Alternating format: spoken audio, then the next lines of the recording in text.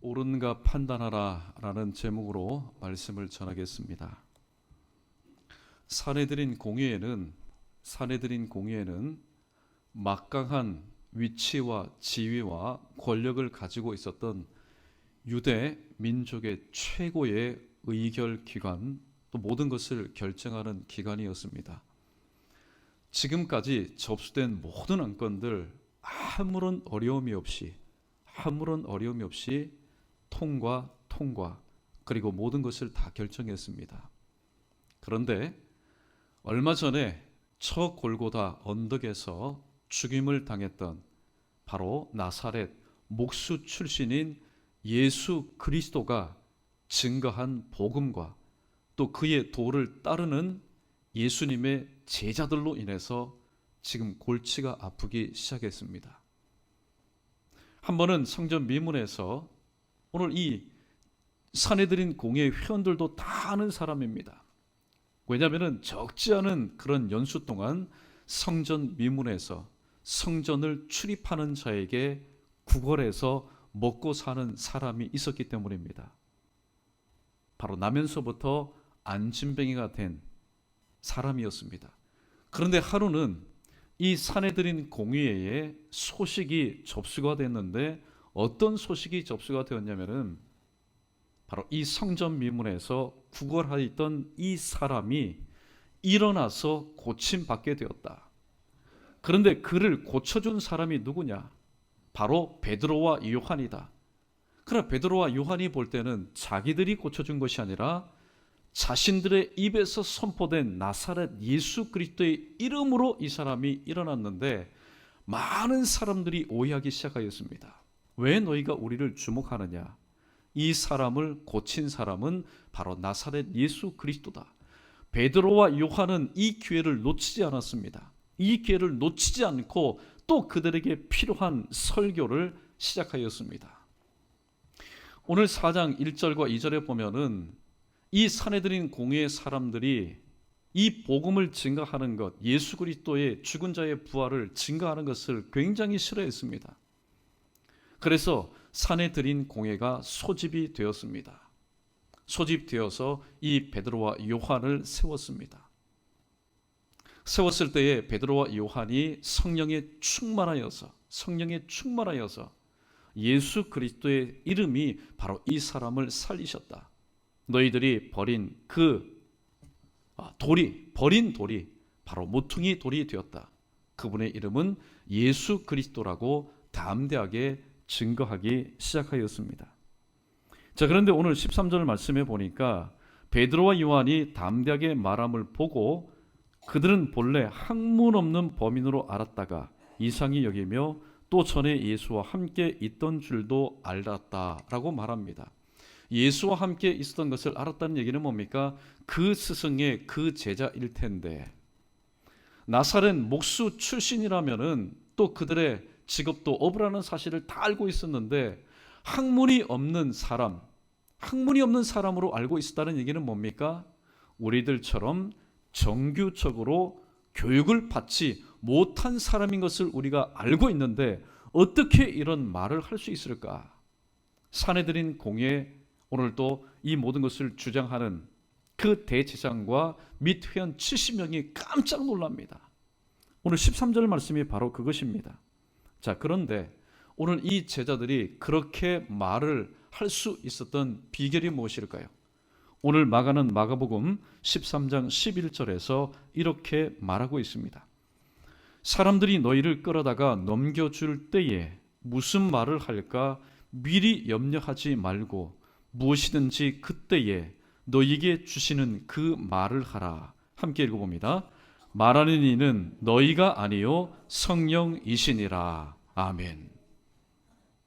오늘 이 마가복음 13장 11절 말씀을 우리가 접하지 않았을 때는 희한하다, 이상하다.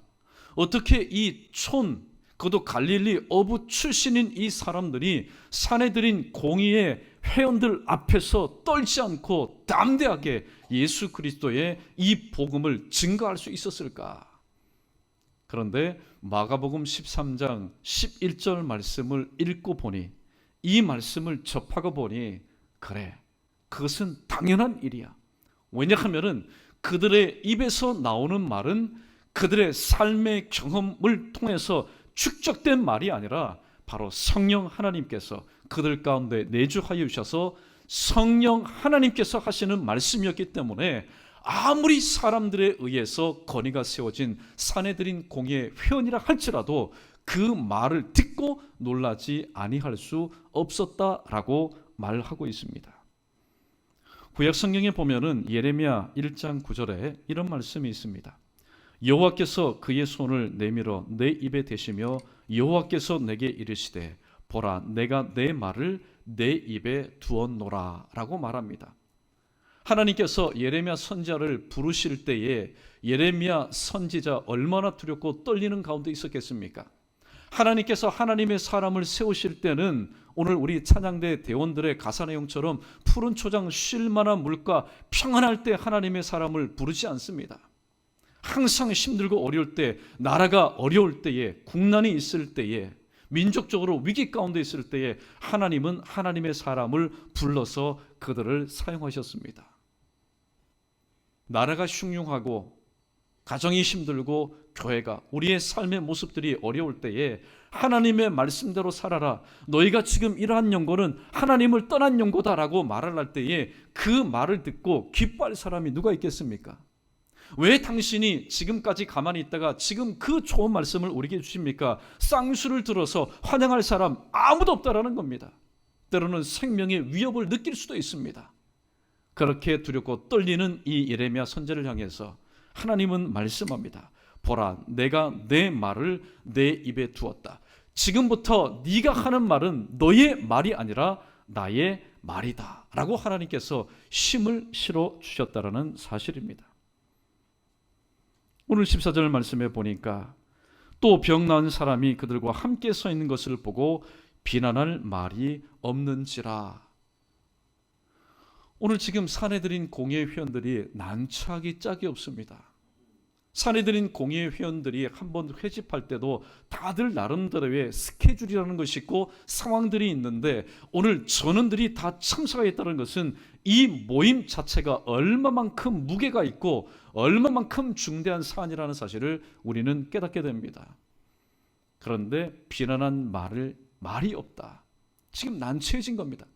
이 공회를 소집해놔놓고 무엇인가를 결정을 내려서 저들의 입을 막든지 아니면 저들을 추방하든지 해야 되는데 오늘 그렇게 할 수가 없습니다.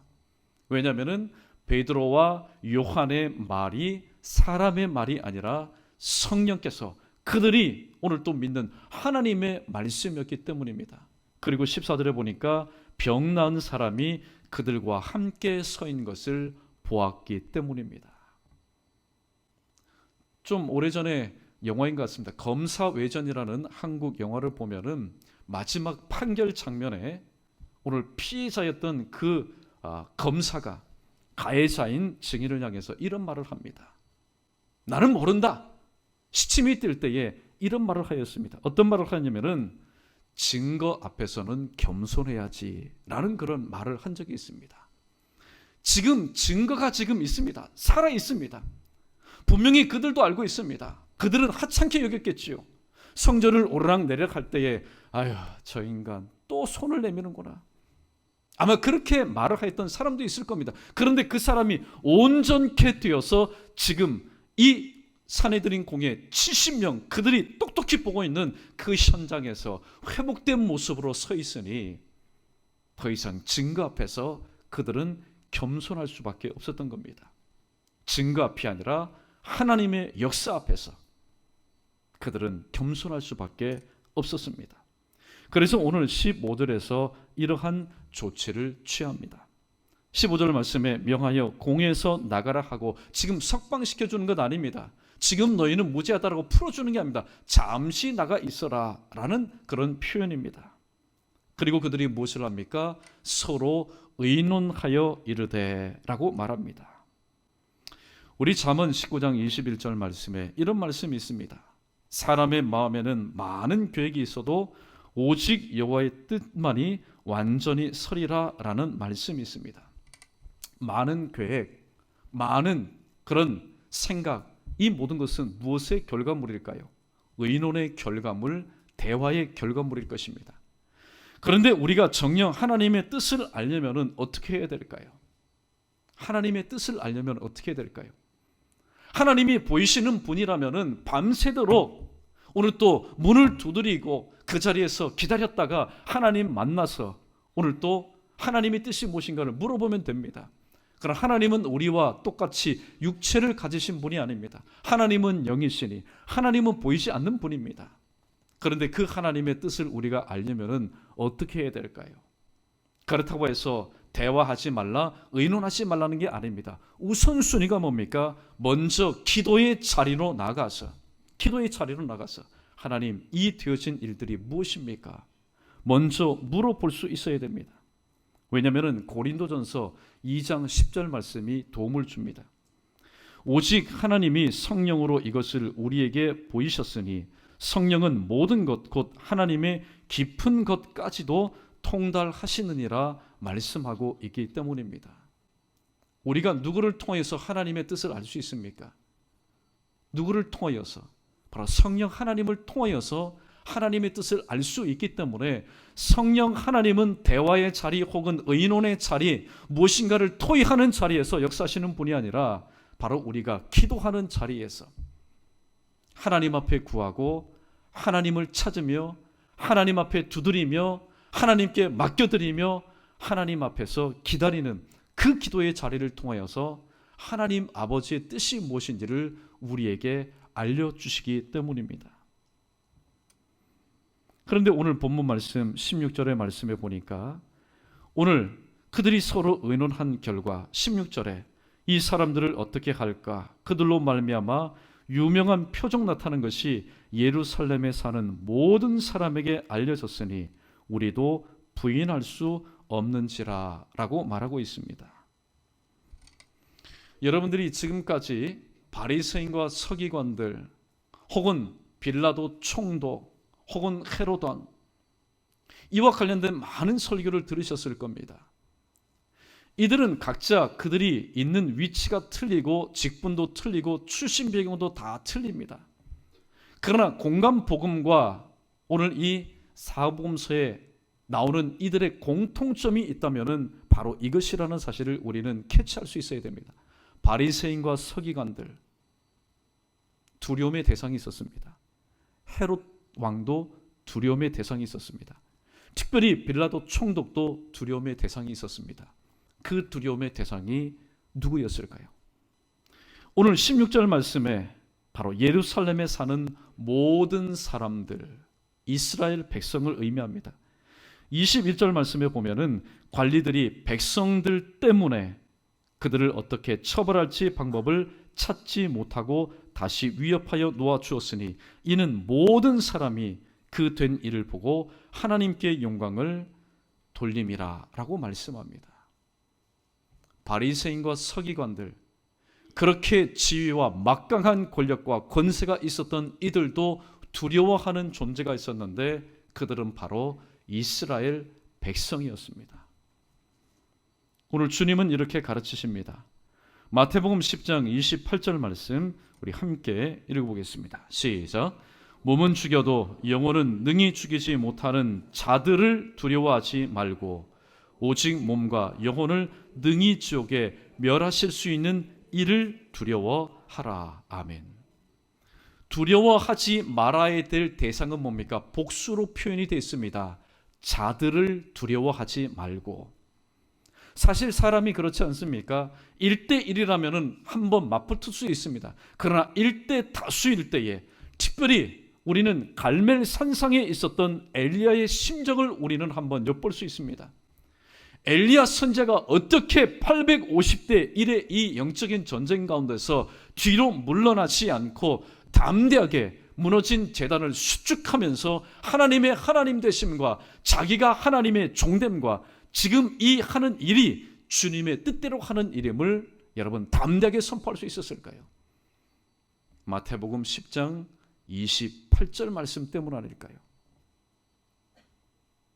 몸은 죽여도 영혼을 능히 죽이지 못하는 자들, 사람을 두려워하지 말고 오직 몸과 영혼을 능히 지옥에 멸하실 수 있는 자, 오늘 성경에 보니까 단수로 표현되어 있습니다. 누구일까요? 바로 우리의 생사화복을 주장하시는 그 하나님만을 두려워하라. 주님께서는 그렇게 말씀하셨습니다. 그러나 주님의 가르침을 받기를 거부하였던 바리새인과 서기관들과 지금 이 자리에 회지 모인 산에 들인 공의 모든 사람들은 지금 판결을 제대로 내리지 못하는 겁니다. 왜냐하면 백성들을 두려워하였기 때문에. 그들도 지금 알고 있습니다. 백성들도 알고 있습니다. 무엇이 있기 때문에? 확실한 증거가 지금 있기 때문에. 우리는 다니엘서 3장과 6장에 등장하는 사람들을 기억할 수 있습니다. 이들은 사람을 두려워한 사람이 아니라 바로 하나님을 두려워했던 사람들이었습니다. 우리가 잘 알고 있었던 사드락과 메삭과 아벤느고입니다. 이들은 느부갓네살 왕 앞에서 담대하게 말했습니다. 그리 아니하실지라도, 왕께서 설령 우리를 살려주지 않는다 할지라도, 그리고 하나님께서 또한 이 자리에서 우리를 살려주지 않는다 할지라도 우리는 결코 왕과 왕이 만든 금신성에게 절하지 아니할 겁니다. 어떻게 그렇게 담대한 마음이 있을 수 있었을까요? 이들은 느부갓네살 왕을 두려워한 것이 아니라 바로 살아계신 하나님을 두려워하였기 때문입니다. 잠시 짚고 넘어갈 것이 있습니다. 우리는 하도 많이 느부갓네살 왕 그렇게 들었기 때문에 그냥 느부갓네살 왕 그렇게 생각합니다.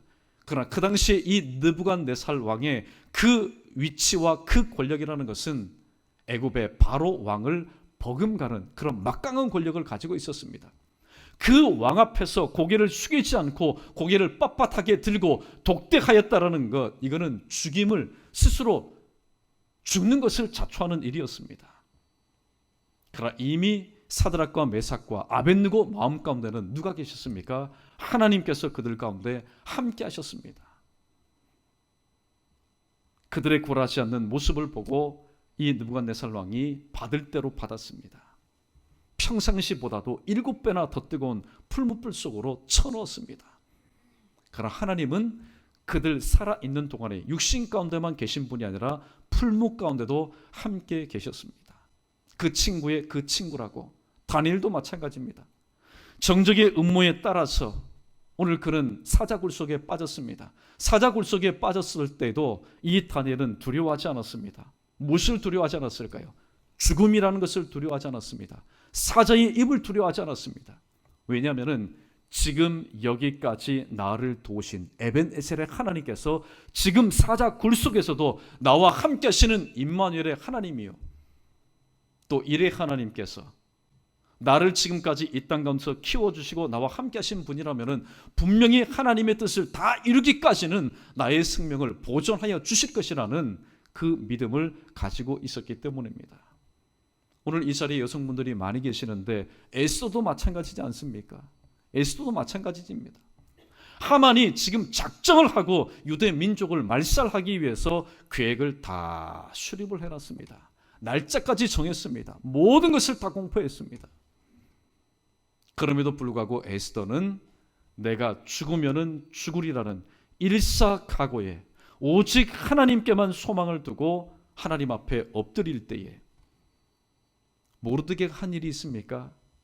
에스더가 한 일이 있습니까?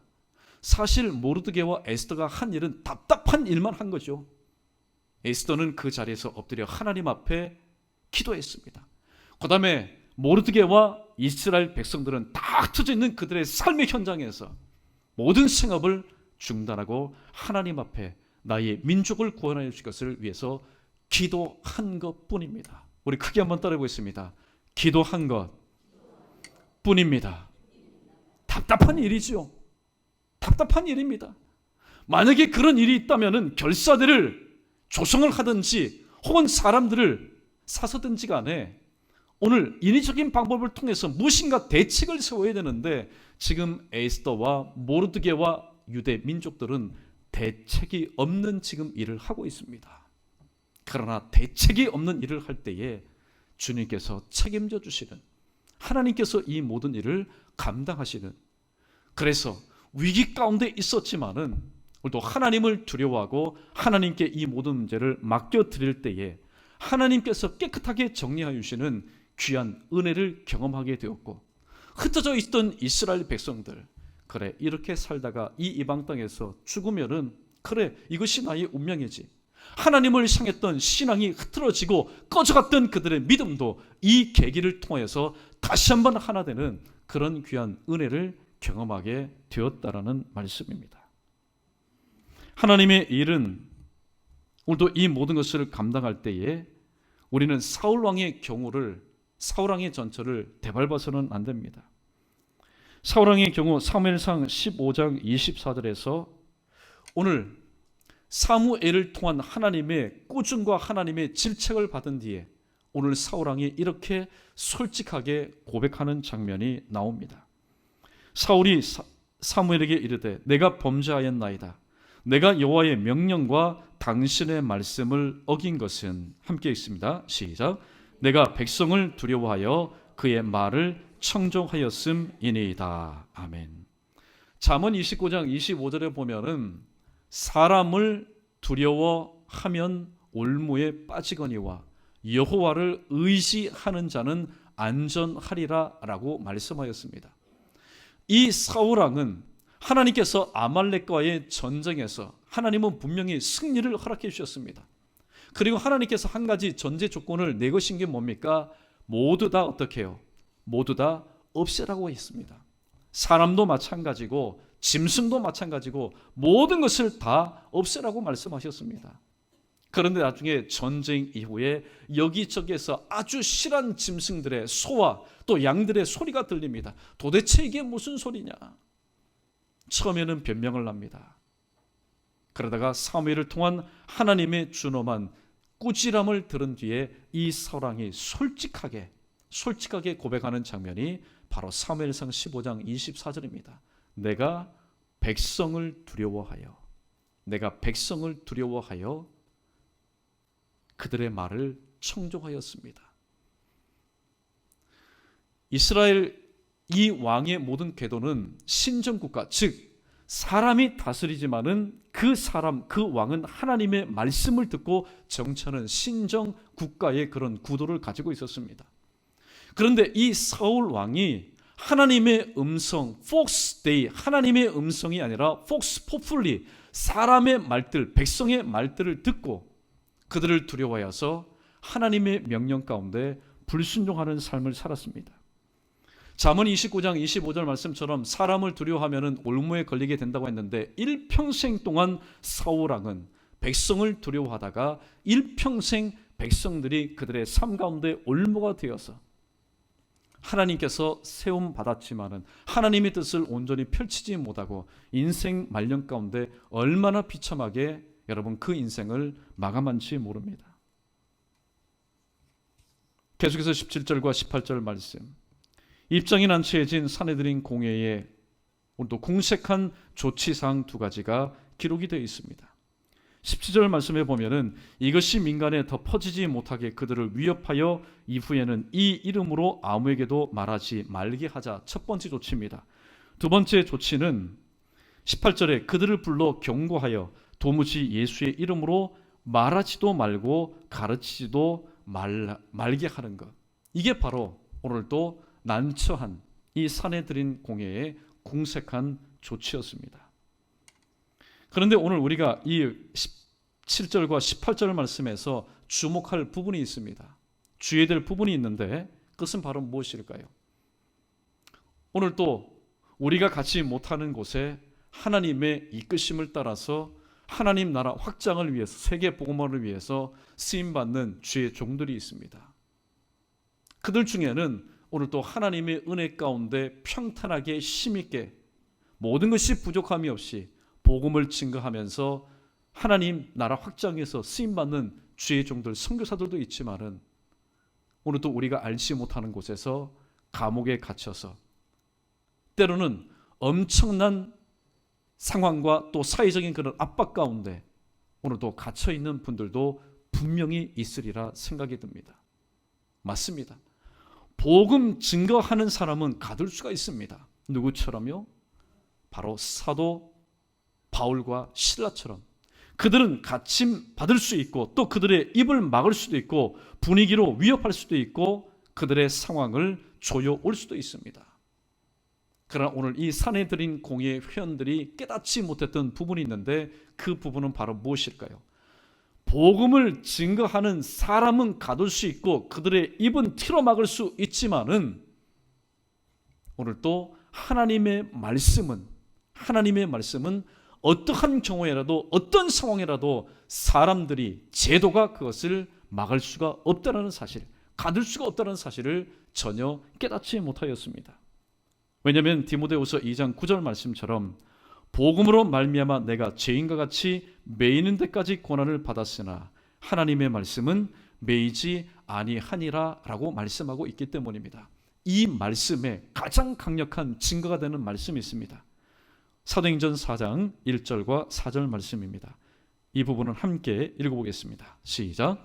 사도들이 백성에게 말할 때에 제사장들과 성전 맡은 자와 사두개인들이 이르러 예수 안에 죽은 자의 부활이 있다고 백성을 가르치고 전함을 싫어하며 그들을 잡음에 날이 이미 저물었으므로 이튿날까지 가두었으나 말씀을 들은 사람 중에 믿는 자가 많으니 남자의 수가 약 5천이나 되었더라. 아멘. 3절에 보니까 그들을 잡음에 큰일 났습니다. 복음을 증거해야 될 사람이 자유하게 저작거리로 가든 골목으로 가든 가가고 방문하든 오늘도 자유함을 가지고 있어야만이 복음을 널리 증거할 수 있는데 그들을 잡았습니다. 그들이 갇혔습니다. 그러나 결과적으로 어떤 일이 일어납니까? 복음을 증거하는 사람을 가두고 그들을 잡으면은 복음이 확장되지 말고 복음이 증거되는 것이 멈춰야 되는데 중단되어야 되는데 4절 말씀에 말씀을 들은 사람 중에 믿는 자가 많으니 이 어찌된 일입니까? 자유하는 가운데 베드로의 설교를 듣던 사람들이 3,000명이나 제자가 되고 세례를 받았습니다. 그런데 그 말씀을 증거하는 사람이 지금 가두어졌습니다. 투옥됐습니다. 그런데 그때보다도 오늘도 수치상 보니까 2,000명이나 더 많은 5,000명이 예수 그리스도를 믿게 되었다라고 말씀하고 있습니다. 할렐루야. 여러분, 이게 하나님만의 독특한 방법입니다. 독특한 방법입니다. 하나님의 독특한 방법은 어떻게 여러분 나타날 수 있을까요? 절대로 하나님은 하나님의 역사를 감당할 때에 우리가 생각하는, 우리가 접근하는 그런 방법을 통해서 하나님의 독특한 그런 역사는 일어나지가 않습니다. 성경에 기록된 많은 역사를 한번 보십시오. 믿음이 아니고는 도무지 믿기지 않는 그런 일들이 얼마나 많습니까? 그럼에도 불구하고 하나님께서는 하나님의 하시는 일을 하나님의 백성들이 믿고 순종하고 따를 때에 바로 그들의 믿음을 보시고 그들 생각 가운데서는 이해가 되지 못하고 그들 머리 가운데서는 도무지 상상하지 못하는 독특한 방법을 통해서 하나님의 역사를 이루어 나가셨습니다. 오늘 17절과 18절 말씀을 통해서 우리는 이러한 사실을 깨달을 수 있습니다. 사람의 위협과 경고가 하나님의 역사를 결코 막을 수가 없다라는 겁니다. 서두에 말씀드렸습니다.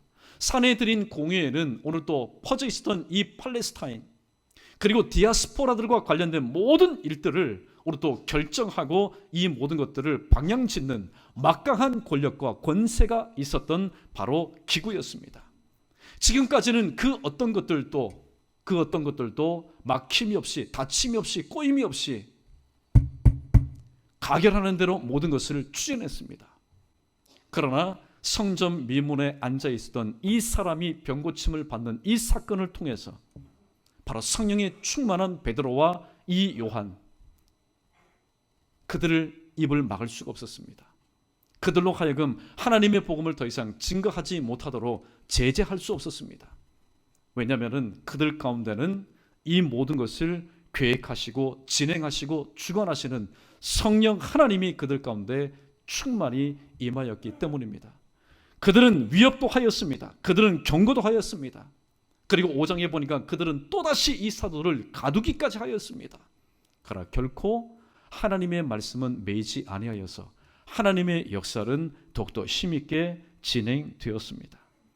오늘 이런 모든 일들을 바라보면서 쭉 듣고 있었던 처음부터 끝까지 산헤드린 공회의 모든 말을 듣고 있었던 성령이 충만하였던 베드로와 요한이 이렇게 반문을 하면서 오늘 이 모든 상황을 종료시켜 버립니다.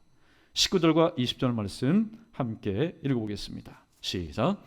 베드로와 요한이 대답하여 이르되 하나님 앞에서 너희 말을 듣는 것이 하나님의 말씀을 듣는 것보다 옳은가 판단하라.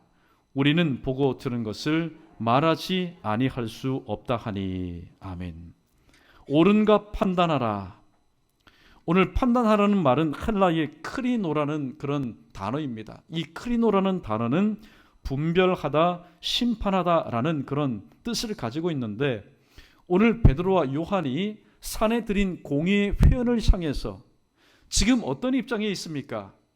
지금 피고인의 입장에서 오늘 그들의 모든 것을 결정할 권한을 가지고 있었던 산헤드린 공의의 회원을 향해서 이렇게 당돌하게 그러나 담대하게 말합니다. 우리가 하나님 앞에서 당신들이 하나님 앞에서 바로 너희의 말을 듣는 것보다 하나님의 말씀을 듣는 것, 너희의 말을 듣는 것이 하나님의 말씀을 듣는 것보다 옳은가 판단하라. 오늘 이 말은 무엇입니까? 산헤드린 공회에서는 어떤 문제가 있을 때에 공회원들이 심사숙고하면서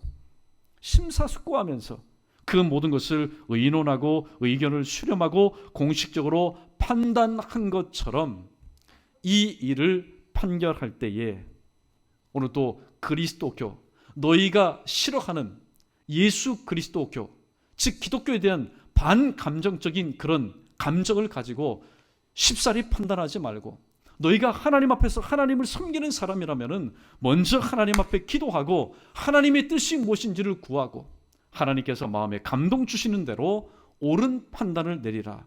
그런 뜻입니다. 오늘 사도행전 5장에 보면은 이런 사건이 나오죠. 오늘 본문 말씀 이후에 이런 사건이 나옵니다. 아나니아와 삽비라 사건이 나옵니다. 이 사건으로 인해서 예루살렘 교회에 여러분 큰 일이 일어날 뻔했습니다. 그러나 큰 일이 일어나지 않았습니다. 오히려 이 계기를 통하여서 예루살렘 교회 성도들은 하나님을 더욱더 두려워하게 되었고 하나님 앞에서 올바른 신앙생활을 하기를 마음 가운데 결정을 내렸습니다. 자, 이 일 이후에 사도들을 통하여서 여러 가지 기적과 이적이 나타납니다. 특별히 고침받는 사역들이 일어납니다. 지금 산헤드린 공의가 모인 게 뭡니까? 이 안진병이 된 사람이 고침받는 사역을 통하여서 모임이 회집이 되었는데 이 일 이후에 또 사도들을 통하여서 힐링 미니스트리, 고침받는 사역들이 여기저기에서 일어나게 되고 또 그 증인들이 많이 세워짐으로 인하여서 이제는 사도들을 완전히 가두어 버립니다. 그런데 주의 천사가 나타나서 그들을 풀어줍니다. 그들이 새벽에 일찍이 또한 성전에 가서 하나님의 말씀을 증거합니다. 그 내용 중에 이런 말이 있습니다. 5장 29절에 보면은 사람보다 하나님께 순종하는 것이 마땅하지 않느냐. 너희는 우리로 하여금 더 이상 이 이름을 증거하지 말아라, 가르치지 말아라 라고 얘기하지만은 내가 볼 때에 사람의 말보다 하나님의 말씀에 순종하는 것이 옳다라고 그들은 말하였습니다. 또 5장 32절에 보면은 우리는 이 일의 증인이요 하나님이 그들에게 순종하는 사람들에게 주신 성령도 이러하니라 라고 말할 때에 오늘 산헤드린 공회 회원들이 크게 노하여서 사도들을 없이 하고자 하였다라고 말씀하고 있습니다. 이때 오늘 산헤드린 공회 회원이었지만은 하나님의 양심을 가지고 있었던 바리새인인 가말리엘이 일어나서 이렇게 중재하는 장면이 나옵니다. 자막 5장 38절로 39절 말씀 함께 읽어보겠습니다. 시작. 이제 내가 너희에게 말하노니 이 사람들을 상관하지 말고 버려두라. 이 사상과 이 소행이 사람으로부터 났으면 무너질 것이요 만일 하나님께로부터 났으면 너희가 그들을 무너뜨릴 수 없겠고 도리어 하나님을 대적하는 자 될까 하노라 하니. 아멘.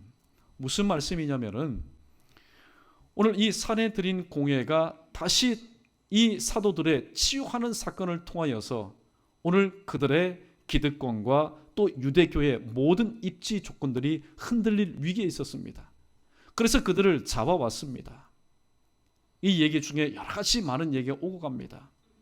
그런데 여러분, 오늘 하나님의 일을 하다가 이 모든 것을 해결하기 위해서 이야기한다고 해서 그것이 잘 이야기가 여러분 해결될까요? 그렇지 못합니다. 그때 하나님의 양심을 가지고 있었던 가말리엘이라고 하는 이 바리새인 중에 스승이 이렇게 제안을 합니다. 이제 내가 너희에게 말하노니 이 사람들을 상관하지 말고 버려두어라. 이 사상과 이 소행이 사람으로부터 났으면 무너질 것이요 라고 말하면서 두 가지 예를 듭니다. 첫 번째는 드다라는 사람이 일어났지 않느냐. 이 드다라는 사람이 일어나서 자기를 따르고자 할 때 400명이나 되는 사람이 이 드다를 따랐다. 근데 드다라는 사람이 죽었을 때에 그를 따랐던 이 400명도 모두 다 어떻게 해요? 흩어졌다. 두 번째 예를 제시합니다.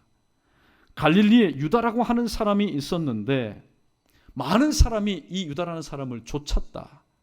그러나 이 유다가 여차여차한 일을 해서 도망칠 때에 그를 쫓았던 모든 사람들도 어떻게 해요? 흩어졌다라고 말합니다. 즉 말하고자 하는 핵심이 뭡니까? 지금 이 자리에 있는 이 베드로라고 하는 사람과 요한이라고 하는 사람, 이들이 행한 모든 일들이 만약에 모든 소행기, 모든 생각들이 그들에게서부터 나왔다라면은 드다처럼, 그리고 갈릴리 유다처럼, 그리고 그들을 따르는 모든 예수쟁이들도 어떻게 해요? 다 흩어질 것이다. 그러나 우리가 주의해야 될 것은, 만약에 이렇게 한번 생각해 보자. 사람으로부터 이 모든 것이 나타났으면은 우리가 상관할 바 없는 것은 조금 있으면은 무너질 것은 시간 문제다. 그러니까 우리가 깊이 관여하지 말자. 그러나 오늘 우리가 신중하게 생각해야 될 것은, 만일 하나님께로부터 났다면은 너희가 그들을 무너뜨릴 수 없을 거다. 나도 무너뜨릴 수가 없을 거다. 왜냐하면은 하나님을 대적하는 자가 되기 때문이다. 여러분, 오늘 이 산에 드린 공예 어디든지 마찬가지입니다. 이 모든 것들이 설왕설래할 때에 정말로 하나님의 양심을 가지고 나와서 이 모든 것을 교통정리할 수 있는 사람들이 필요하다는 겁니다. 우리들이 흔히 말할 때 어른 말하지 않습니까? 가정에도 어른이 있어야 됩니다. 공동체에도 어른이 있어야 됩니다. 어른이라는 얘기는 뭡니까? 이 모든 일들이 설왕설래 왔다 갔다 잘 결정되지 못할 때에 중심을 잡고, 그것도 사람의 중심이 아니라 하나님의 중심을 가지고 이 모든 것을 교통정리할 수 있는 사람이 필요하다는 사실입니다. 그러면서 오늘 베드로와 요한이 이렇게 말합니다. 우리는 보고 듣는 것을 말하지 아니할 수 없다 하니, 지금 베드로와 요한은 오늘 이 산헤드린 공예 앞에서 무슨 신분으로 지금 이 말을 하고 있습니까? 증인의 신분으로. 오늘 그들이 바라보았고 그들이 들었던 모든 것을 그들은 증인의 신분으로서 말하고 있다는 사실입니다. 그런데 오늘날 삶의 모습을 한번 보십시오. 사실 우리가 부활주의를 지날 때에 우리는 이런 결심을 합니다. 그래, 내가 예수 그리스도의 부활의 증인의 삶을 살아야지. 그러나 그 다짐은 부활주일 예배 이후 또다시 삶의 현장으로 나가면은 잊어버립니다. 침묵하는 자가 많다라는 겁니다. 오늘 베드로와 요한이 지금 산헤드린 이 공회 법정에 서게 된 이유는 뭡니까? 그들은 결코 침묵하지 않았기 때문에, 그들은 증인의 삶을 살았기 때문에. 오늘 그래서 경건하게 살고자 하는 자는, 즉 예수 그리스도의 부활의 증인으로서 삶을 살고자 하는 자는 박해를 받게 될 것이다. 오늘 본문의 말씀과 딱 맞아떨어집니다. 말씀을 정리하도록 하겠습니다. 오늘 교회로 부름받은 저와 여러분, 우리 모두가 하나님의 일을 할 때에 그 판단의 기준은 무엇이 되어야 되겠습니까? 판단의 기준은 늘 우리가 평상시에 사모하고 묵상하고 읽고 암송하고 때로는 쓰고 마음 가운데 되새기는 하나님의 말씀이 바로 모든 판단의 기준이 되어야 됩니다. 하나님의 말씀이 판단의 기준이 된다면 사람의 목소리보다는 하나님의 음성에 우리는 민감하게 반응할 수 있어야 됩니다. 하나님의 음성, 하나님의 말씀을 듣기 위해서는 우리는 기도의 자리에서 힘써 기도할 수 있어야 됩니다. 왜냐하면 힘써 기도할 때에 바로 성령은 하나님의 깊은 것까지라도 통달하시는 분이시기 때문에 우리는 기도를 통해서 하나님의 음성을 들을 수 있어야 하기 때문입니다. 아무쪼록 앞으로의 신앙생활을 여러분이 감당할 때 교회 안에서도 마찬가지고 구역에서도 마찬가지고 가정에서도 마찬가지고 하나님이 보내신 삶의 현장에서도 마찬가지입니다. 우리도 사람의 말, 때로는 들리는 소리 소문에 의해서 하나님의 일을 할 때에 갈대처럼 흔들리는 저와 여러분 되지 마시고 우리도 하나님의 음성, 하나님의 말씀을 듣고 주님께서 세워주신 그곳에서 터이신 반석이신 예수 그리스도 위에서 하나님 맡겨주신 사명을 우리도 온전히 감당할 수 있는 오늘 이 예배에 참여한 저 여러분 우리 모두 되기를 주님의 이름으로 축원합니다.